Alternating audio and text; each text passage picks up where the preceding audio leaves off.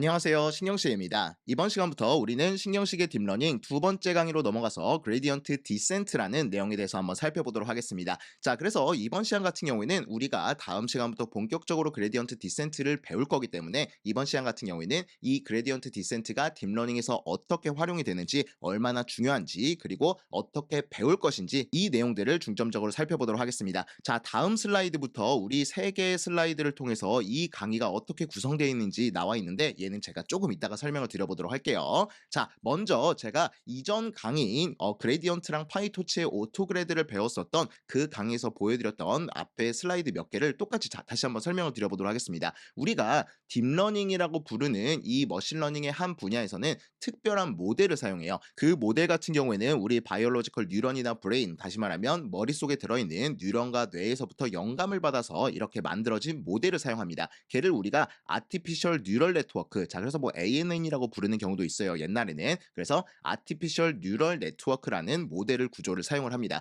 그래서 얘 같은 경우에는 가장 특이한 것 중 하나가 뭐냐면 이 안에 트레이너블 파라미터라고 해서 수치들을 조절해줘야 되는 값들이 있어요. 다시 말하면 입력이 이렇게 들어왔을 때 출력이 내보내게 될 텐데 우리가 원하는 출력을 내보내기 위해선 여기 들어있는 어떤 값들을 수정을 해줘야 되는 겁니다. 그런데 문제는 뭐냐면 거의 셀 수 없을 정도로 가볍게는 몇십만 개, 커지게 되면은 뭐 몇십억 개까지도 이 숫자들이 늘어나게 되는 겁니다. 그래서 이 트레이너블 파라미터가 엄청 무수히 많다는 특징을 가지고 있어요. 그런데 제가 방금 말씀드렸던 것처럼 이 친구가 이렇게 내가 원하는 값을 넣었을 때 원하는 대답을 얻기 위해서는 이 값들을 모두 제대로 조정을 해줘야 되는 겁니다. 그랬을 때 이번 강의의 주제인 그레디언트 디센트, 저 같은 경우에 그냥 편하게 그레디언트 디센이라고 부르기도 할게요. 자, 이 그레디언트 디센 같은 경우에는 이 여러 가지 거의 모든 뉴럴 네트워크를 학습시키는데 사용이 됩니다. 이 학습시킨다는 거는 방금 제가 말씀드렸던 것처럼 어떤 뉴럴 네트워크의 입출력을 내가 원하는 대로 만들기 위해서 이 파라미터들을 수정하는 과정을 학습 또는 트레이닝, 러닝 이렇게 불러주게 됩니다.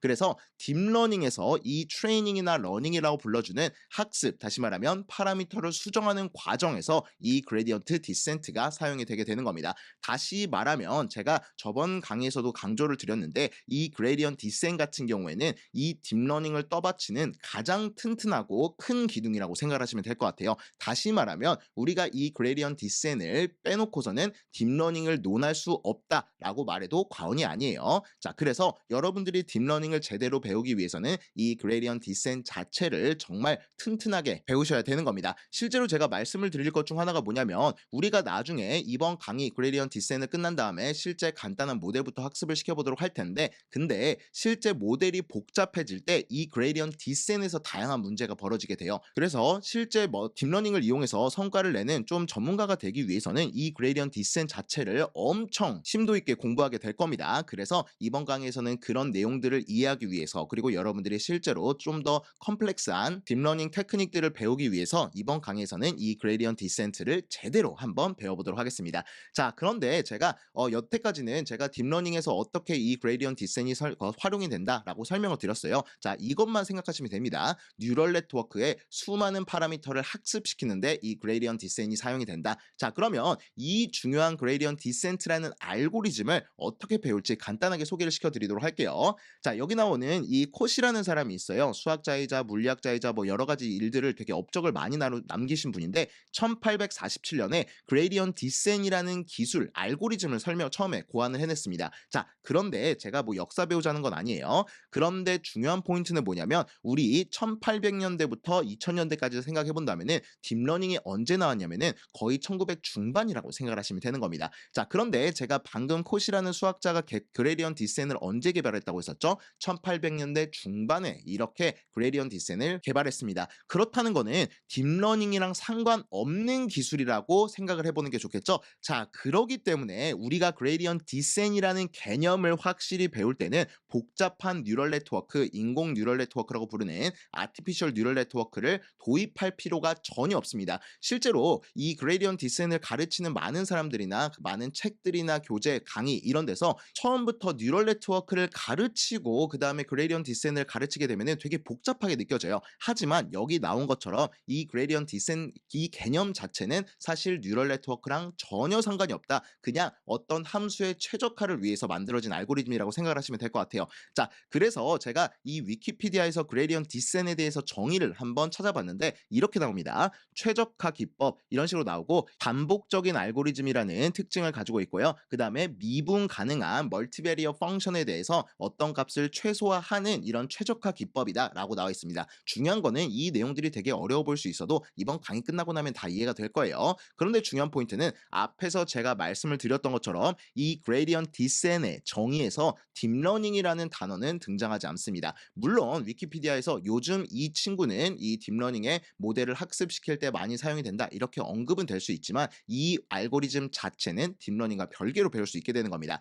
자, 그래서 미분 가능한 멀티베리어 펑션에 대해서 어떤 최적화를 하게 된다라고 하기 때문에 우리는 이런 식으로 로드맵이 그려지게 되는 겁니다. 자, 이번 강의에서는 딥러닝 어떤 뉴럴 네트워크라든지 아티피셜 뉴런 뭐 이런 것들 개념을 도입하지 않을 거예요. 순수하게 그레디언트 디센 자체만 다뤄보도록 할 겁니다. 그래서 그 최적화의 기법이 대상이 되는 친구가 복잡한 뉴럴 네트워크가 아니라 그냥 간단한 함수에서부터 다변수 함수 이런 식으로 함수 자체에 대한 최적화 기법을 살펴보도록 할 겁니다. 그 다음에 다음 강의에서부터 우리가 이 개념 그레디언트 디센을 이용해서 간단한 아주 간단한 모델의 학습부터 시작을 해보도록 할 거예요. 그러면서 아티피셜 뉴런이라는 인공 뉴런이라는 걸 배우도록 할 거고 그래서 이렇게 점점 복잡한 모델 멀티레이어 퍼셉트론이라든지 컨버전럴 뉴럴 네트워크 또는 리커런트 뉴럴 네트워크 이걸 가면은 이제 요즘 뭐 챗GPT나 이런 것들을 만들었었던 트랜스포머 이런 식으로 넘어가게 될 거예요.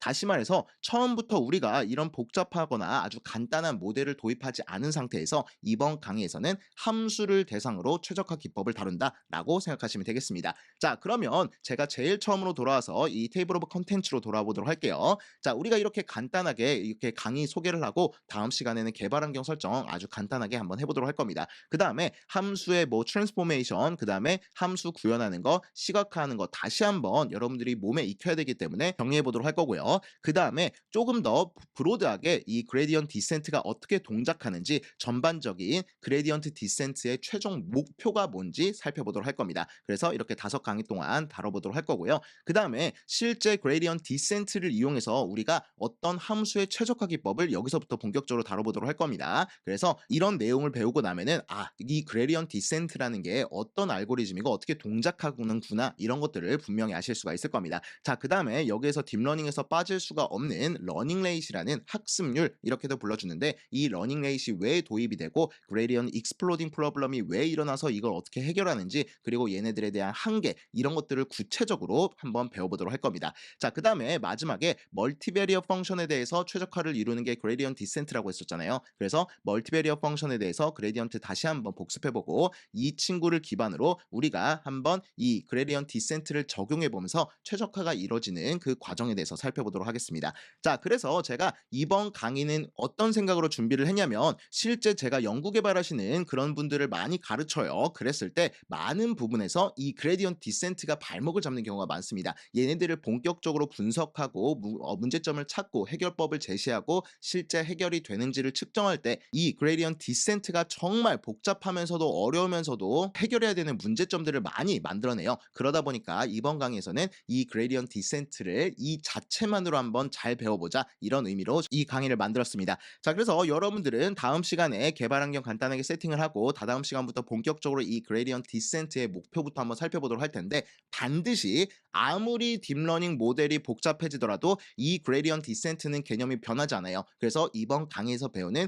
이 내용들을 반드시 여러분들이 모두 여러분들 걸로 만드셨으면 좋겠습니다. 자, 그러면 이렇게 간단한 소개 마무리하고 다음 시간에 개발 환경 간단하게 세팅을 해보도록 할게요. 수고하셨습니다.